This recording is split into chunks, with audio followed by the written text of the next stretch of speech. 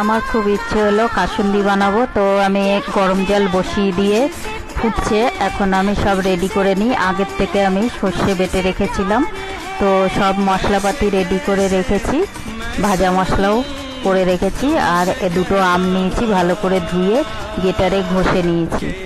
এবার হাঁড়িতে জল দিয়ে কিছুটা সর্ষে দিয়ে দিচ্ছি, তারপরে আম গেটার করা আমটা দেব। এবার আমটা দিয়ে দিলাম। এবার একটু হলুদ দেব, একটু লবণ দেব। এইবার দেব হচ্ছে একটু কাশ্মীরি লঙ্কার গুঁড়ো, একটু রংটা হবার জন্য। এবার দেব ভাজা মশলা। তারপরে নাড়িয়ে চাড়িয়ে আমার রেডি কাসুন্দি। কেমন হয়েছে বন্ধুরা একটু কমেন্ট করে বলবে।